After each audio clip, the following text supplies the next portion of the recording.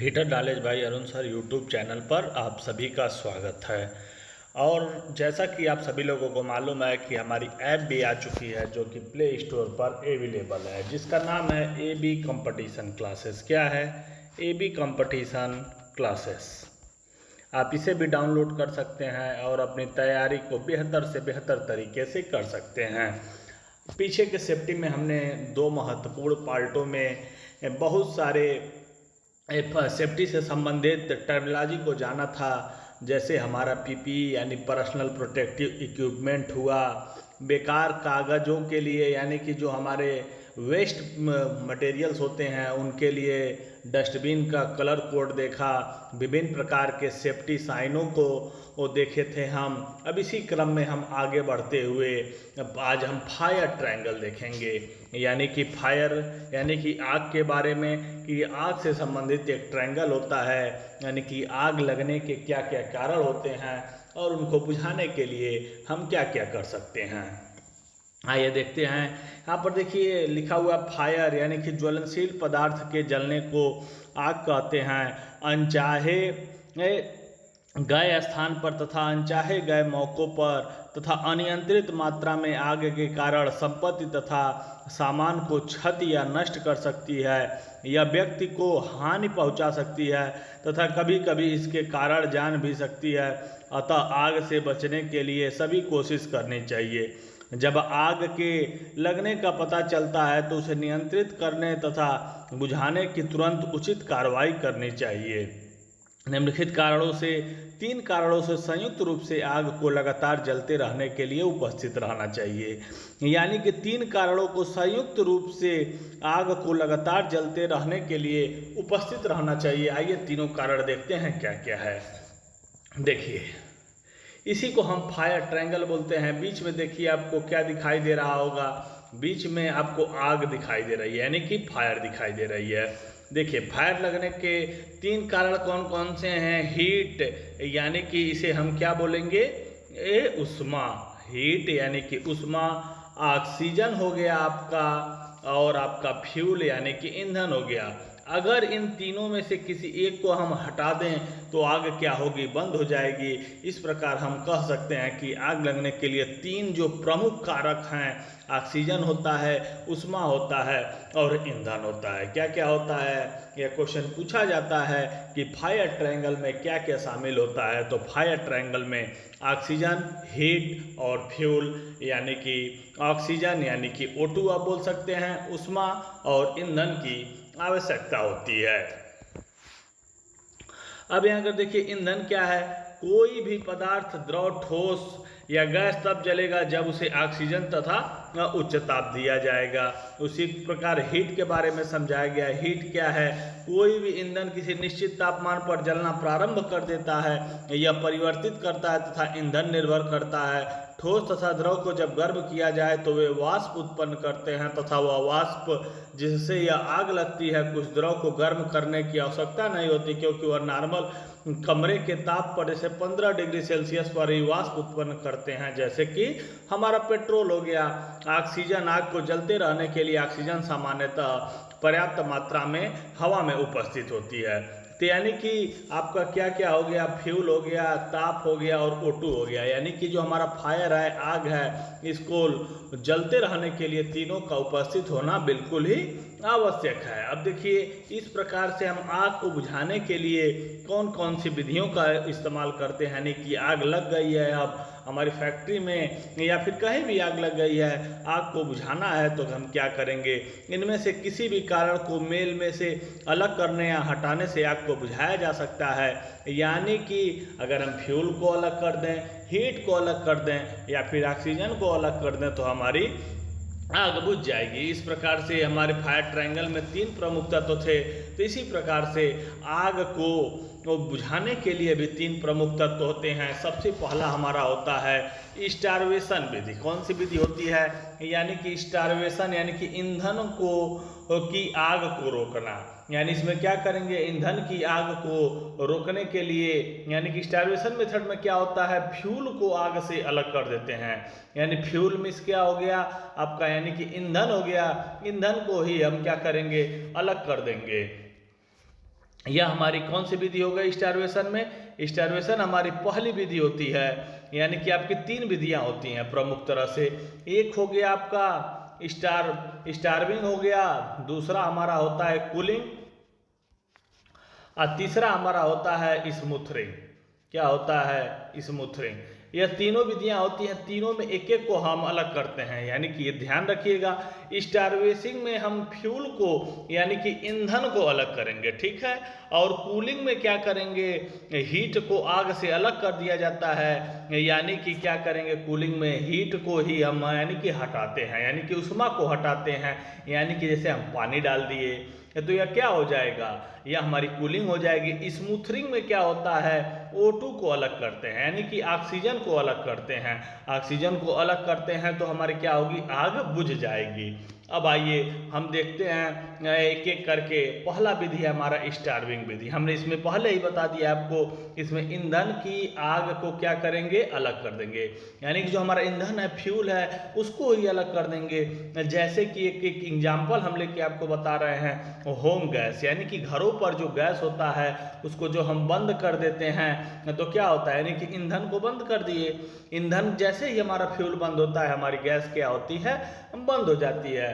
तो स्टार्वेथिंग मेथड का एक एग्जाम्पल हो सकता है होम गैस। अब आइए हम दूसरी विधि देखते हैं, दूसरा विधि में क्या बताया जा रहा है। दूसरा है स्मूथरिंग, यानी कि इसमें क्या होगा? हवा को रोकना, यानी कि इसमें क्या होगा? हवा को रोका जाएगा, यानी कि O2 को रोका जाएगा, अर्थात फोम, झग, रेत इत्यादि से ढककर ऑक्सीजन की सप्लाई को आग से अलग कर देते हैं, यानी कि ऑक्सीजन यानी कि O2 की सप्लाई बंद कर दें। जैसे कि बर्थडे में हमें मोमबत्ती को जब बुझाना होता है तो हम क्या करते हैं? वहाँ पे O2 को अलग कर देते हैं। तो यही हमारी स्मूथरिंग विधि कहलाती है। तीसरा विधि है हमारा कूलिंग, यानी कि ठंडा करना, ताप कम करने के लिए पानी का उपयोग करना। इनमें से कोई भी तत्व आग को क्या कर देगा? बुझा देगा। यानी कि कूलिंग कर रहे हैं, ठंडा कर रहे हैं, यानी कि हीट को ही आग से अलग कर दे रहे हैं, यानी कि उष्मा को अलग कर दे रहे हैं। यानी कि इन तीनों विधियों में आपने क्या देखा? आग लगने के प्रमुख कारण हमारे कौन कौन से थे?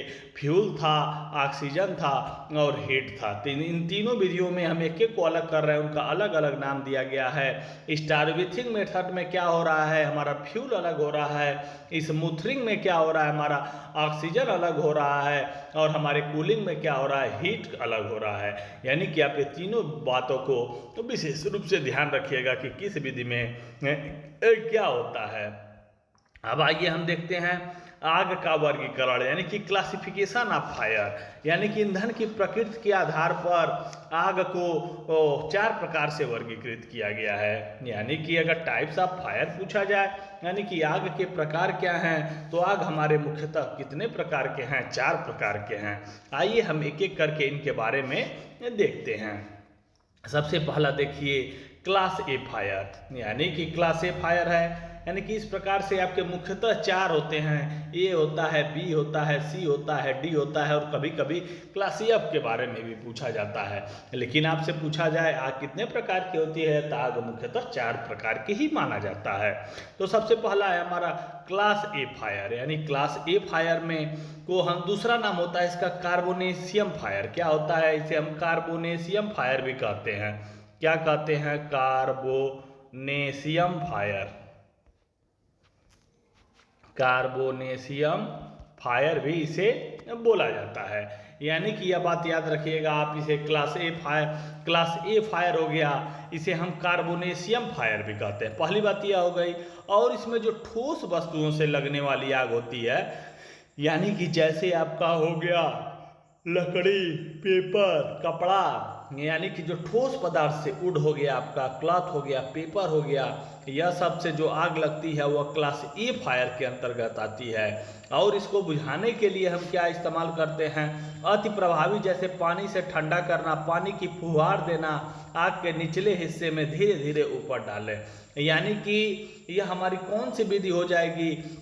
यह हमारी कूलिंग विधि से हम इसे क्या कर रहे हैं? है, यानी कि आग को उतार रहे हैं। यानी किस विधि से, यानी कि पानी डालना किस में आ रहा था, कूलिंग में आ रहा था। तो पूछा जा सकता है आपको क्लास ए फायर को किस तरह से, किस विधि से बुझाएंगे, तो क्लास ए फायर को हम कूलिंग विधि से बुझाते हैं, यह बात याद रखिएगा। दूसरी इसमें ये बात है, क्लास ए फायर के लिए कौन से फायर एक्सटिंग्विशर का उपयोग किया जाता है। जब फायर एक्सटिंग्विशर की बात आएगी तो सोडा एसिड फायर एक्सटिंग्विशर का इस्तेमाल करते हैं। किसका करते हैं, सोडा एसिड फायर एक्सटिंग्विशर का इस्तेमाल करते हैं। यानी कि आपको इतनी बात याद रखनी है। क्लास ए फायर हो गया। क्लास ए फायर में क्या क्या आएगा, क्लास ए फायर में ठोस वस्तुओं से लगने वाली आग आएगा, जैसे लकड़ी हो गया, कपड़ा हो गया, आपका पेपर हो गया, यह सभी क्लास ए फायर के अंतर्गत आएंगे। इसे किस विधि से बुझाएंगे, कूलिंग विधि से बुझाएंगे। और दूसरी महत्वपूर्ण बात हो गई, इसको बुझाने के लिए किस फायर एक्सटिंग्विशर का इस्तेमाल करेंगे, तो सोडा फायर एक्सटिंग्विशर का हम इस्तेमाल करेंगे। और एक क्लास का जो प्रतीक चिन्ह होता है वह त्रिभुज होता है, तथा इसका रंग क्या होता है, हरा होता है, यह भी बात याद रखिएगा। और हमारा जो सोडा एसिड फायर एक्सटिंग्विशर है, इस पे पीले रंग का हाथ बना होता है। क्या बना होता है, इसके पहचान करने का तरीका है, अगर पीले रंग का हाथ बना है तो वह सोडा एसिड फायर एक्सटिंग्विशर है, यानी कि सोडा एसिड अग्निशामक है और वह क्लास ए फायर को बुझाएगा। और क्लास ए फायर का जो प्रतीक चिन्ह होता है त्रिभुज होता है, और रंग क्या होता है, हरा होता है। इतनी महत्वपूर्ण बातें याद रखिएगा। अब आइए हम दूसरा देखते हैं, क्लास बी फायर। यानी इसमें क्या है, क्लास बी फायर में क्या आएगा, क्लास ए में ठोस वस्तुओं से लगने वाली आग आ रहा था, तब इसमें द्रव से लगने वाली आग आएगा। क्या आएगा, द्रव पदार्थों से लगने वाली आग, जैसे कि ज्वलनशील द्रव हो गया आपका, या फिर ज्वलनशील ठोस पदार्थ हो गया, उससे जो आग लगेगी वो हमारी क्लास बी फायर के अंतर्गत आएगी। इसे मान लीजिए कि हमारा पेट्रोल से लग गया आग, हमारे डीजल से लग गया आग, यानी कि इत्यादि जो पदार्थों से जो आग लगेगी यह किसके अंतर्गत आएगी, क्लास बी के अंतर्गत आएगी।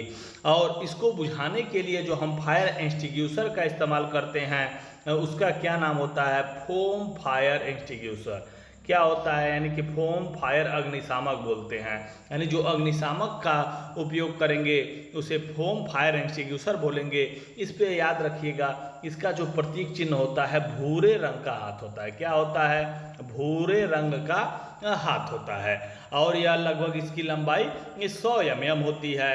और बी क्लास में का जो प्रतीक होता है यह एक स्क्वायर बोल सकते हैं, या फिर रेक्टेंगल बोल सकते हैं, आयत। और इसका रंग जो होता है लाल होता है। जिस प्रकार से ए क्लास में त्रिभुज होता था और हरा होता था, उसी प्रकार से क्लास बी फायर का प्रतीक चिन्ह रेक्टेंगल है और क्या है, हमारा लाल है। इसमें आग क्या रहा है कि ज्वलनशील द्रवों से लगने वाली आग, जैसे पेट्रोल हो गया, डीजल हो गया, इसको बुझाने के लिए हम फोम फायर एक्सटिंग्विशर का उपयोग करेंगे, जिसका प्रतीक चिन्ह, यानी कि फोम फायर एक्सटिंग्विशर को पहचानेंगे कैसे, अगर भूरे रंग का हाथ बना हुआ है तो हमारा क्या हो जाएगा, फोम फायर एक्सटिंग्विशर हो जाएगा।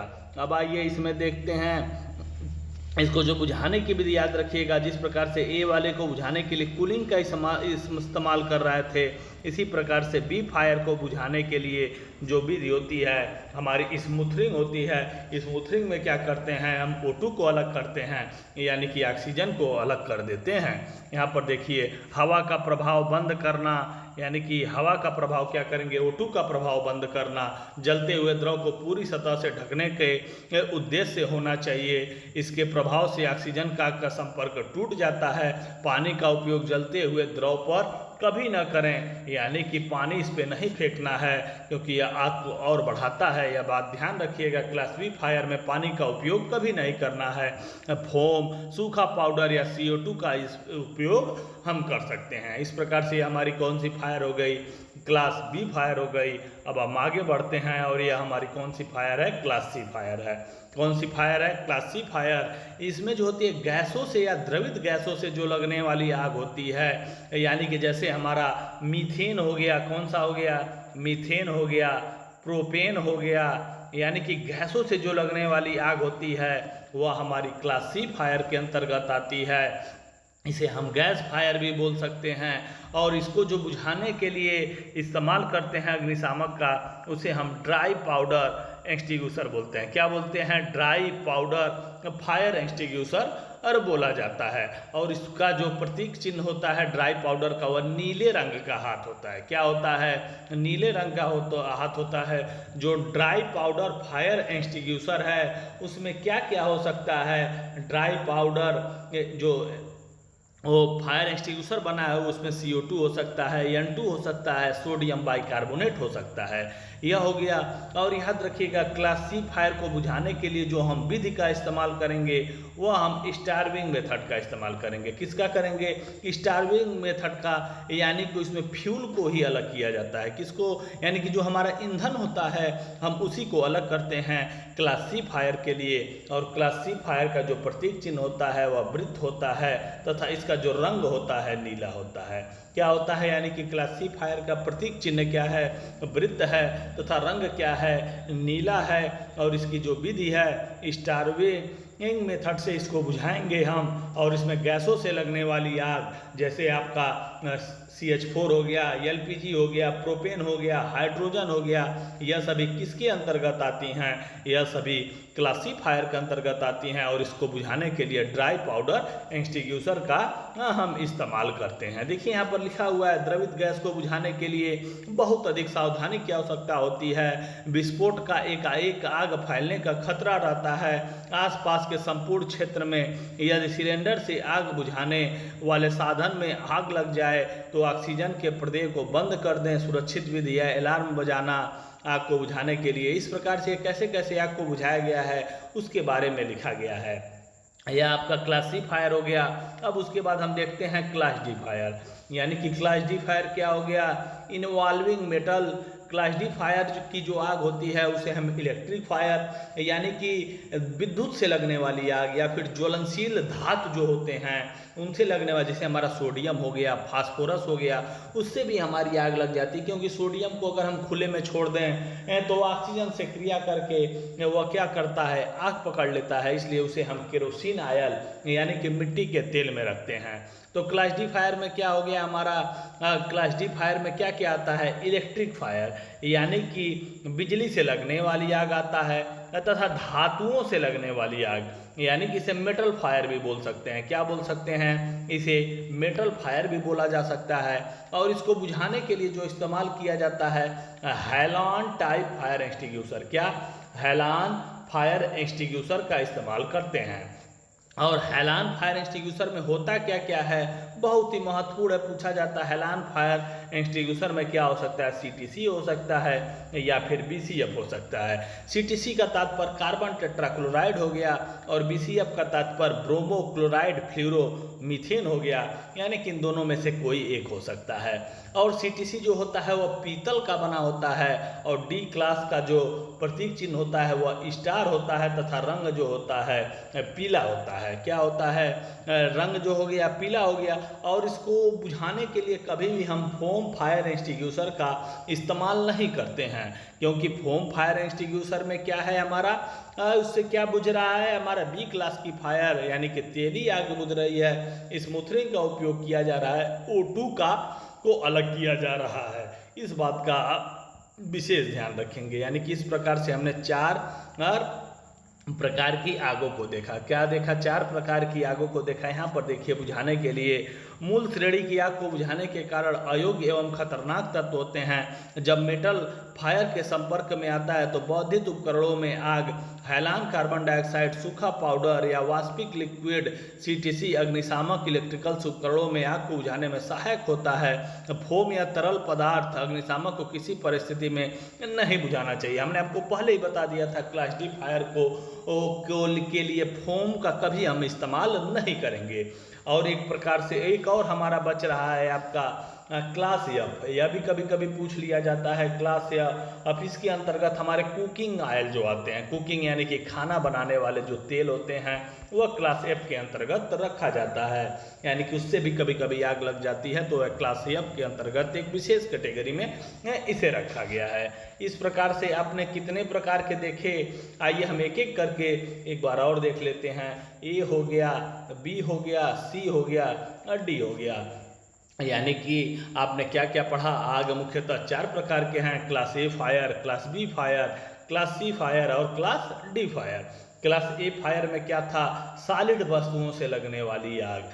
किससे, सॉलिड वस्तुओं से यहाँ पे आग लग रही थी, जैसे हमारा क्या हो गया, लकड़ी हो गया, पेपर हो गया, कपड़ा हो गया, इससे लगने वाली प्लास्टिक हो गया, कूड़ा करकट हो गया, इससे जो आग लग रही थी क्लास ए के अंतर्गत आ रही थी। बी वाले में इसे हम ऑयल फायर भी बोलते थे, जैसे ए वाले को कार्बोनेशियम फायर बोलते थे।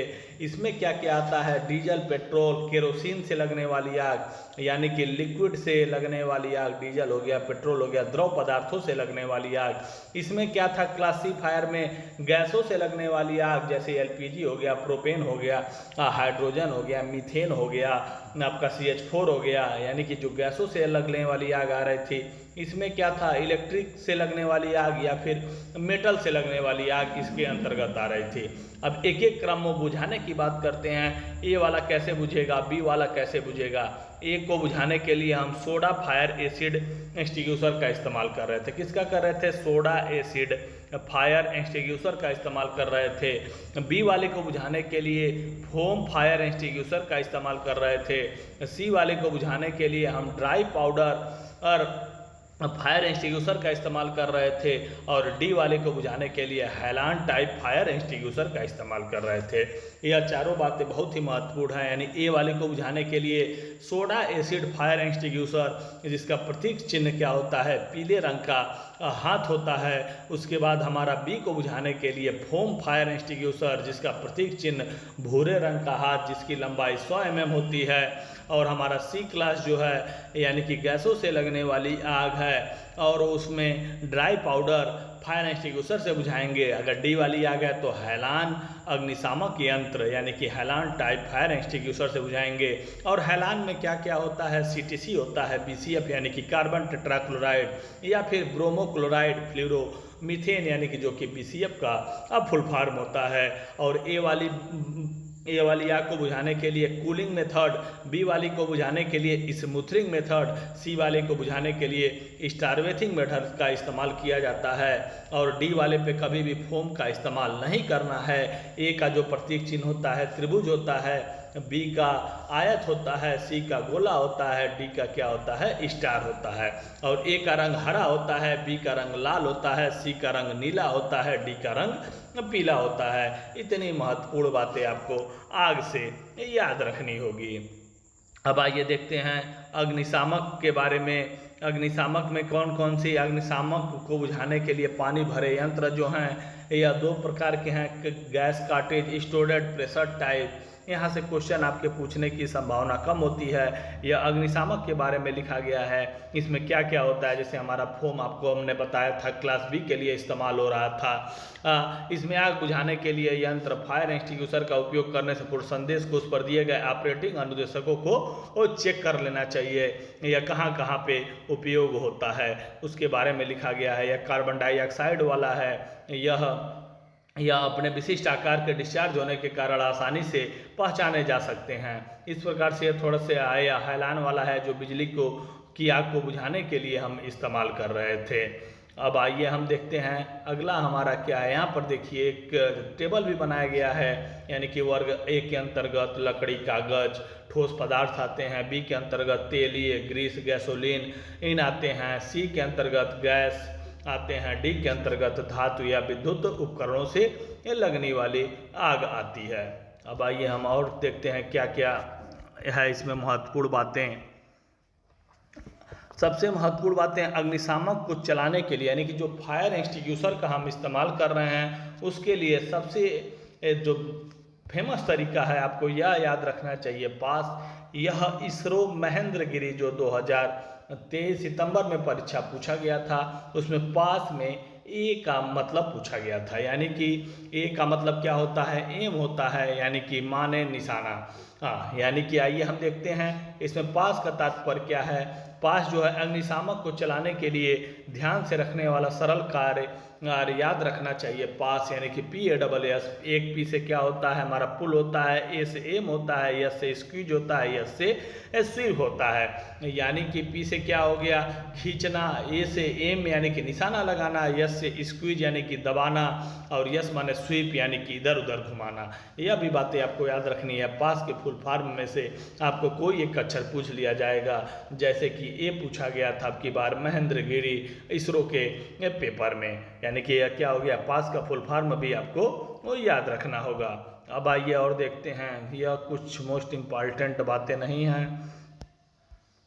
अब सेफ्टी चैप्टर इसी प्रकार से समाप्त हो रहा है, लेकिन आपको इसमें एक विधि बच रही है, हम उसकी थोड़ी सी चर्चा कर लेते हैं।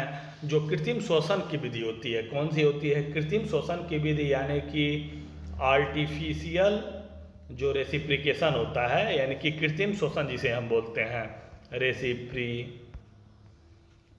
यानी कि कृत्रिम श्वसन, यानी कृत्रिम श्वसन की जो विधियाँ होती है, जैसे आपको हमने CPR का फुल फॉर्म बताया था, कार्डियोपुल्मोनरी रेसिप्रिकेशन। उसमें जो विधियाँ हैं, एक विधि होती है हमारी सेफर विधि। क्या होती है, एक हमारी विधि होती है सेफर विधि। कौन सी विधि होती है, सेफर विधि होती है। सेफर विधि में क्या करते हैं, रोगी को पेट के बल लिटाया जाता है। ये बस इतना बात आपको याद रखनी है, रोगी को कैसे पेट के बल लिटाएंगे, पेट के बल सेफर विधि में। और यह क्रिया मतलब 10 से 12 बार की जाती है। इससे नहीं मतलब होता, बस बात याद रखना है आपको कि पेट के बल लिटाना है सेफर विधि में। दूसरा हमारा एक विधि होता है सिल्वेस्टर होता है, इसमें इसका उल्टा होता है, यानी कि रोगी को कैसे लिटाएंगे, कृत्रिम श्वसन दे रहे हैं हम रोगी को कैसे लिटाएंगे, इसमें पीठ के बल लिटाते हैं। कैसे, पीठ के बल लिटाया जाता है, यानी कि सेफर में पेट के बल लिटाया जा रहा है, और सिल्वेस्टर में कैसे लिटाया जा रहा है, पीठ के बल लिटाया जा रहा है। और इस पर रोगी के हाथों को उसके छाती पर रखकर क्या करेंगे, दबाव डालेंगे। और कितनी बार डालते हैं, 1 मिनट में लगभग 10 से 12 बार डालते हैं। और तीसरी एक हमारी विधि होती है लेबार्ड विधि। कौन सी विधि होती है, लेबार्ड मेथड होता है। लेबार्ड मेथड में इसमें अपने मुंह से रोगी को मुंह लगाकर कृत्रिम श्वसन दिया जाता है। यानी कि कृत्रिम श्वसन की कितनी विधियां हो गई, कृत्रिम श्वसन की 3 विधियां हो गई। एक हो गया हमारा सेफर, कौन सा हो गया, सेफर। इसमें कैसे रोगी को लिटाएंगे, इसमें सेफर विधि में रोगी को लिटाएंगे पेट के बल, कैसे, पेट के बल। दूसरा हमारा होता है सिल्वेस्टर हो गया, इसमें रोगी को कैसे लिटाएंगे, सिल्वेस्टर विधि में इसमें पीठ के बल लिटाएंगे, कैसे, पीठ के बल। तीसरा लेबार्ड में रोगी को मुंह से लगाकर कृत्रिम श्वसन दिया जाता है। यानी कि तीनों विधि आपको याद रखनी है। तीनों विधियां आर्टिफिशियल रेसिप्रिकेशन की हैं। यानी कि हमारा एक सेफर हो गया, दूसरा हमारा सिल्वेस्टर हो गया, उसके बाद हमारा कौन सी विधि है, मुंह से मुंह लगाकर सांस देना, ये लेबार्ड विधि के अंतर्गत आएगा। यानी कि ये सभी बातें क्या हैं, अति महत्वपूर्ण हैं। यह बातें भी आप लोग याद रखिएगा।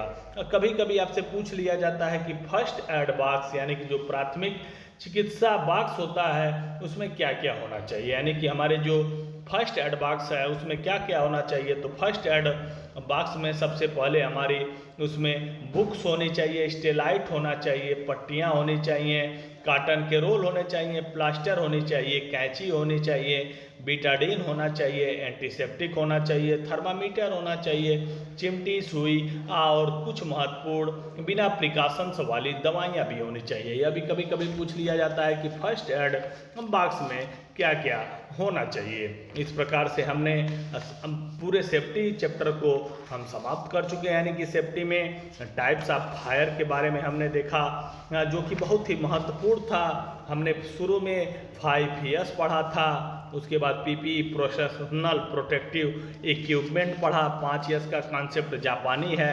PPE के बारे में पूछा जाता है, जो कि पर्सनल प्रोटेक्टिव इक्विपमेंट हैं। टाइप्स ऑफ फायर हमने देखे कि फायर कितने प्रकार की होती है। सेफ्टी साइनों को बारे में जाना, फायर ट्रायंगल को देखा। उसके बाद आग बुझाने के लिए जो 3 विधियां थी, स्टार्विंग, कूलिंग और स्मूथरिंग मेथड के बारे में जाना। उसके बाद हमारा जो टाइप्स ऑफ फायर के 4 प्रकार के थे, ABCD के बारे में पढ़ा। उसके बाद कृत्रिम श्वसन विधि, आर्टिफिशियल रेसिप्रिकेशन के बारे में जाना, और सभी सेफ्टी साइनों को, जैसे कि हमारा सुरक्षात्मक चिन्ह, निर्देशात्मक चिन्ह, चेतावनी चिन्ह, इन्फॉर्मेशन साइन के बारे में एक एक क्रम में करके हमने पढ़ा। इस प्रकार से हमारा जो निम्मी की बुक थी सेफ्टी से संबंधित, हमने इसे समाप्त कर दिया है। यानी कि इसका जो थ्योरेटिकल पोर्शन है, थ्योरेटिकल पोर्शन यह समाप्त हो चुका है। अब हम आगे अगले चैप्टर की चर्चा करेंगे और बहुत ही जल्द हमारे YouTube channel fitter knowledge by Arun sir पर आपको MCQ की सीरीज मिलना शुरू हो जाएगी, यानी कि जो महत्वपूर्ण MCQ होते हैं प्रत्येक चैप्टर के, वह बहुत ही जल्द शुरू हो जाएगा। अभी तक जितने लोग चैनल को सब्सक्राइब नहीं किए हैं, सब्सक्राइब करना ना भूलें तथा वीडियो को अधिक से अधिक शेयर